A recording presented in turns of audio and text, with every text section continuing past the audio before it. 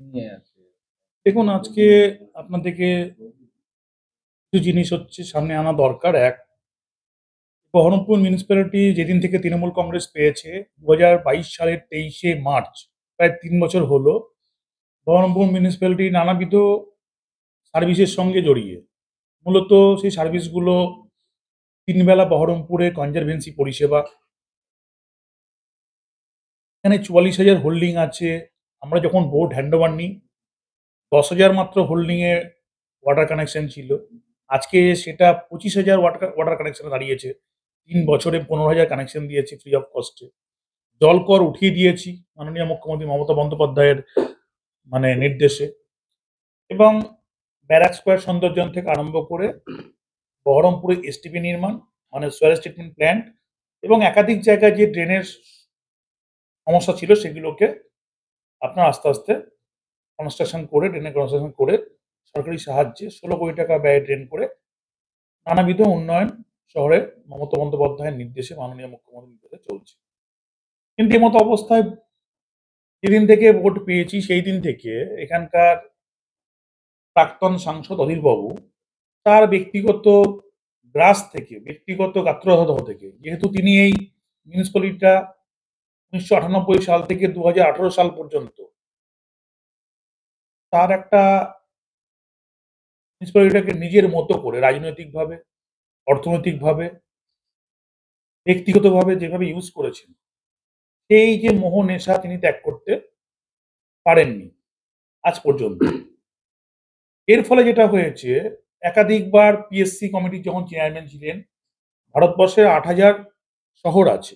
8,000 শহরের মধ্যে বারবার এখানে দুটো বার্নিং ঘাট আছে।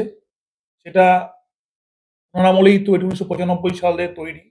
এই দুটো বার্নিং ঘাট বহরমপুরে কেন অবস্থিত হলো? আমাদের যে ডাম্পিং গ্রাউন্ড, যেটা রিং রোডের মধ্যে আছে, সেটা কেন হলো? অর্থাৎ তার আমলেই এগুলো হয়েছিল। 25 বছর পর তিনি পার্লামেন্ট কমিটির, পিএসসি কমিটির চেয়ারে বসার ফায়দা নিয়ে তিনি বিভিন্ন রকম ভাবে তৃণমূল পরিচালিত বোর্ডকে ডিস্টার্ব করে গেছেন। বর্তমানে তিনি হেরে গেছেন, পরাজিত হয়েছেন। তা সত্ত্বেও তার যে মোহমায়া, তার যে মিউনিসিপ্যালিটির উপর লালসা, সেটা তিনি ত্যাগ করতে পারেননি। ফলে কি হয়েছে, তার কিছু এখানে লোকজন সমানে বহরমপুর মিউনিসিপ্যালিটি, যাতে মানুষ পাবলিকের কাছে তার সুনাম রক্ষা করতে না পারে, বহরমপুর মিউনিসিপ্যালিটি সুনাম অক্ষুণ্ণ হয়, নানাবিধ সরকারি কাজে বাধা দেওয়া, এগুলো তার কিছু ব্যক্তিগত বাড়িতে কাজ করা কর্মচারীকে এখানে চাকরি দিয়েছেন।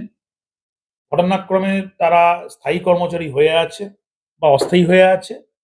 তারা এই মিউনিসিপ্যালিটির তাকে নিয়ে দিন রাত কাটাছেড়া করে অধীর বাবুর কথা মতো সবসময় মিউনিসিপ্যালিটির বিভিন্ন কাজকে, বিভিন্ন উন্নয়নের ধারাকে, গতিকে স্তব্ধ করার চেষ্টা করছে। কিন্তু এই ঘটনা সম্পূর্ণ ভিন্ন। কারণ দুজন যে গ্রুপ ডি এমপ্লয়ি, তাদের স্ট্যাটাস হচ্ছে গ্রুপ ডি। একজন হচ্ছে হেল্পার, একজনের নাম আপনার শিবানী শিবানী সাহা, আর একজনের নাম গীতা চ্যাটার্জি। গীতা চ্যাটার্জি একজনের নাম। তো এই যে তাদের যে এমপ্লয়ি ডিটেল, দেখুন এখানে যে শিবানী সাহা দে হেল্পার, আর আরেকজন হচ্ছে অ্যাটেন্ডেন্ট গীতা চৌধুরী। তারা কিভাবে নিজেদেরকে, অধীরবাবু বারবার বলছেন তারা শিক্ষিকা, তারা কিভাবে তাদের পোস্ট অনুযায়ী শিক্ষিকা হয়? প্রথম কথা, মিউনিসিপ্যালিটির যে সার্ভিস স্ট্যাটাস, শিক্ষিকাকে তো নিজের মতো নিজে কেউ শিক্ষিকা হতে পারে না। আর মিউনিসিপ্যালিটি কর্তৃপক্ষ কোন রকম তাদেরকে কোনো অথরিটি দেয়নি তাদের শিক্ষকতা করার, কারণ তারা এলিজিবল নয়। শিক্ষকতা করার জন্য যে যে বেসিক ট্রেনিং থেকে এখন কোনো সরকারের যে শিক্ষা পলিসি আছে, সেই পলিসির সঙ্গে তারা একস্টম নয় এবং সেই পলিসি তারা জানে না। তাহলে তারা শিক্ষাকে কিভাবে হলো? তারা নিজেরাই দাবি করছে। ২, তাদের বিরুদ্ধে নানাবিধ প্রচুর অভিযোগগুলো আছে। এটা দীর্ঘ সময় থেকে আছে। অধীরবাবুর সময় থেকেও আছে। এখন অধীরবাবুর জামানায় তারা যে স্বেচ্ছাচারিতা করে গেছেন, কারণ অধীরবাবুর জামানায় তো এটা অফিস ছিল না। এটা ছিল অধীরবাবুর ব্যক্তিগত প্রতিষ্ঠান।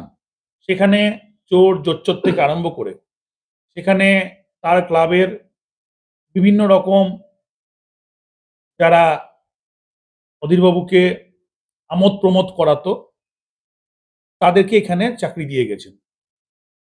তো ঘটনা, তাদের সেই কার্যকলাপ, অর্থাৎ যে কর্মচারীগুলো এখানে এখনো কাজ না করে তারা মিউনিসিপ্যালিটিকে যেমন ধ্বংস করছে, পাবলিক সার্ভিসকে হ্যাম্পার্ড করছে, এটার ব্যতিও মিউনিসিপ্যালিটিকে দুর্নাম করার জন্য বিভিন্ন রকম ভাবে বাচ্চাদের স্কুলগুলোতে যাদের স্ট্যাটাসেই তারা উপযাজক হয়ে বাচ্চাদেরকে পড়াতে গিয়ে বাচ্চাদেরকে বিভিন্ন রকম ভাবে অত্যাচার করেছে। সেই অত্যাচারের ব্যাখ্যা বর্ণনা আপনারা জেনেছেন। বিভিন্ন রকম সেক্সুয়াল হ্যারাসমেন্ট তারা করেছে। এই অভিযোগ দীর্ঘদিন থেকে ছিল। আমরা তাদেরকে বিভিন্ন রকমভাবে অ্যাকশন নেওয়ার চেষ্টা করেছিলাম। কিন্তু তারা কোর্টের দ্বারস্থ হয় এবং অনারেবল কোর্টের নির্দেশে তাদের মাইনা ছেড়ে দেওয়া হয়। এবার যারা ভিকটিম ফ্যামিলি, তারা বারবার আমাদের কাছে আসে। আমরা বলেছি যে আমাদের যে স্ট্যান্ডিং কমিটি আছে এডুকেশনের, তার উপর ভিত্তি করে আমি এনকোয়ারি রিপোর্ট আমরা তৈরি করেছি।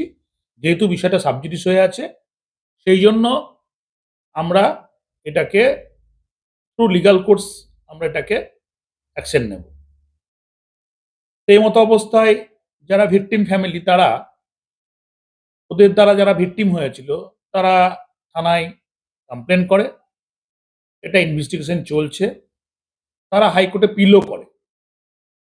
এরকম একটা অবস্থা থেকে আরম্ভ করে মিউনিসিপ্যালিটির যেটা কর্তব্য, যেহেতু এটা জুডিশিয়াল এরিয়ার মধ্যে পড়ে গেছে, জুডিশিয়াল পার্টটা পুলিশ এবং কোর্ট তারা নির্ণয় করবে এবং পৌরসভার যে দায়িত্ব, সার্ভিস অ্যাক্ট অনুযায়ী দুজনের যে কমপ্লেন আছে, সেই কমপ্লেনগুলোকে পৌরসভা রেকর্ড করবে। পৌরসভা রেকর্ড করে পৌরসভা যে সার্ভিস রুল অনুযায়ী যা যা করণীয় সেটা পৌরসভা করবে। সার্ভিস রুল মেনটেন করে যা যা করণীয় করবে।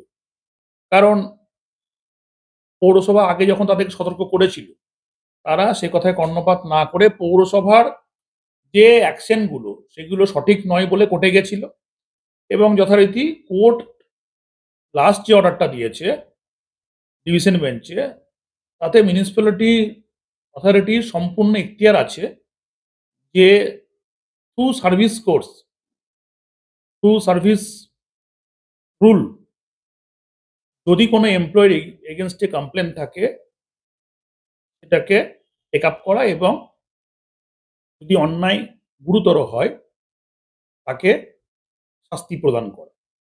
সে শাস্তির বিরুদ্ধে সে কোর্টে যেতে পারে বা শাস্তি না হলে পরেও যে ভিকটিম সেও কোর্টে যেতে পারে। এরকম একটা জায়গায় দাঁড়িয়ে রয়েছি আমরা। আর এটা নিয়ে অধীর চৌধুরী প্রথম থেকেই রাজনীতি করছে।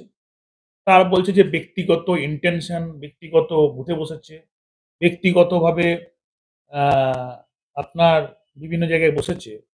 তো অধীরবাবুকে বলতে চাই যে আপনার ব্যক্তিগত কর্মচারী এখনো পর্যন্ত মিউনিসিপ্যালিটিতে কাজ না করে ৫০-৬০ হাজার টাকা মাইনা নেয়।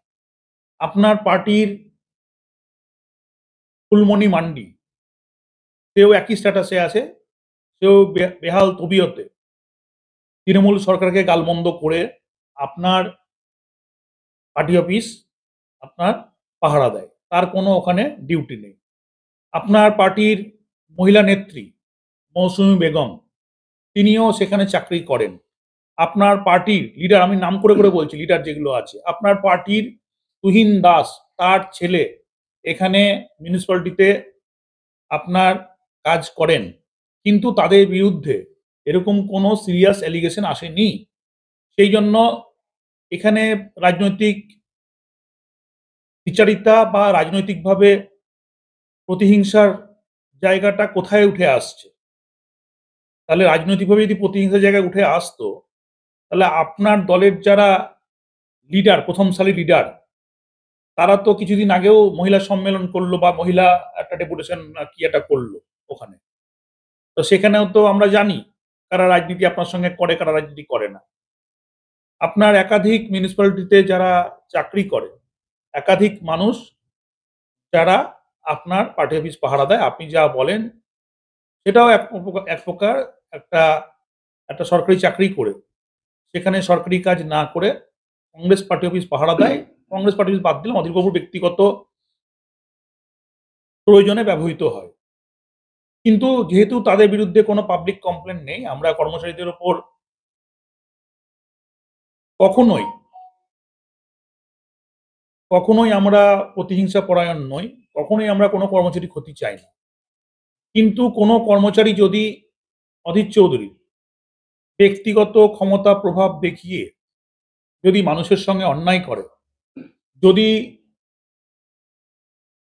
মানুষকে হ্যারাস করে, যদি মানুষের সঙ্গে খারাপ আচরণ করে, তাহলে পরে সেই মানুষরা যদি এসে পৌরসভায় কমপ্লেন করে বা তারা যদি জুডিশিয়ালি কোনো কমপ্লেন করে, অবশ্যই পৌরসভার সেটা নৈতিক দায়িত্ব আছে যে পাবলিক গ্রিভেন্সের পরিপ্রেক্ষিতে সেটা এনকোয়ারি করে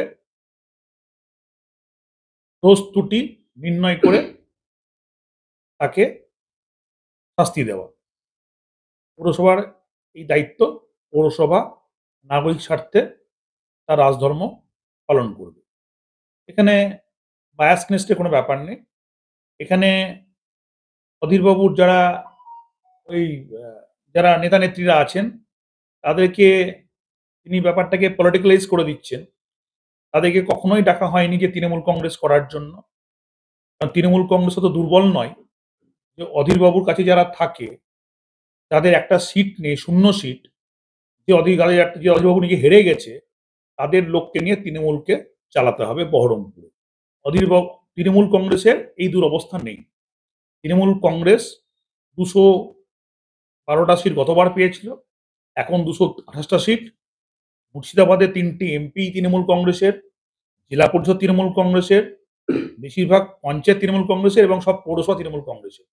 অর্থাৎ তৃণমূল কংগ্রেসের এত খারাপ দিন আসেনি যে অধীরবাবুর সঙ্গে থাকা লোকদেরকে, তৃণমূল কংগ্রেসকে তাকে